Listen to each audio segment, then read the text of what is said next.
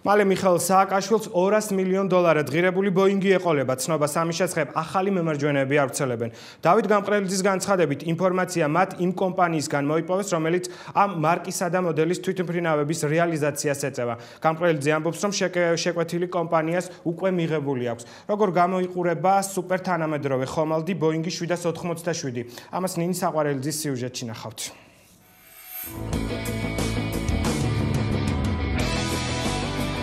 ბოინგი 787 ორძრავიანი რეაქტიული სამგზავრო თვითმფრინავი. მგზავრების დასაშვები რაოდენობაა 250-დან 320-მდე.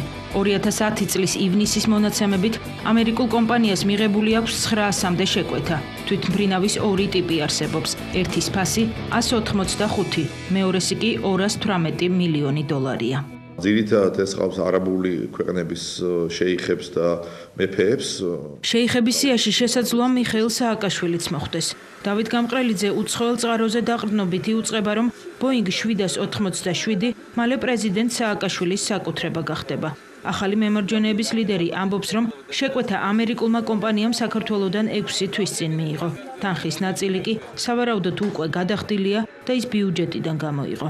საუბარია ბოლო მოდელზე, ბოინგის, ბოინგ 787-ზე, ოღონდ ასე ვთქვათ, საპრეზიდენტო კომპლექტაციით, რომელიც იქნება აღჭურვილი ალბათ საძინებლებით, სპეციალური კაბინეტებით და ასე შემდეგ, და რომელიც უნდა მოემსახუროს მიხეილ სააკაშვილის ფრენებს ოკეანის გაღმა, იმ დროს, როდესაც ქვეყანაში არის ასეთი ინფლაცია.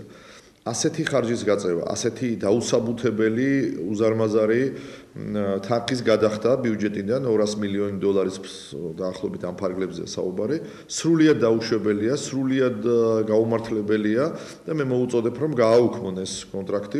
შეესაბამება თუ არა სინამდვილეს ახალი მემარჯვენეების მიერ გავრცელებული ინფორმაცია. მაისტრომ ამის გადამოწმება პრეზიდენტის ადმინისტრაციასთან სცადა. ამის თაობაზე მე ინფორმაცია არ მაქვს. Цаши айჭრადა გასტა ლუჩ ჰორიზონტს ამერიკული კომპანიის ოფიციალურ ვებგვერდზე ინფორმაცია საქართველოდან მიღებული შეკვეთის შესახებ არ მოიძებნება. თუმცა ახალი მემარჯვენეები ამბობენ, რომ კომპანიას აქვს დახურული შეკვეთები და ასეთი კლიენტის ვინაობას კომპანია არ გაახმაურებს. გამყრელიძე ამბობს, რომ პრეზიდენტის საკუთრებაში ამჟამად არსებული თვითმფრინავი ოკეანეზე ვერ დაფრინავს. ასევე საკმაოდ დიდხანს უნდება ფრენას ლონდონსა და პარიზში, რადგან მისი სიჩქარე ნაკლებია და ნაკლებად კომფორტულია. ბოინგ 787 კი ბევრად სწრაფი, კომფორტული და სუპერ თანამედროვე ხომალდია.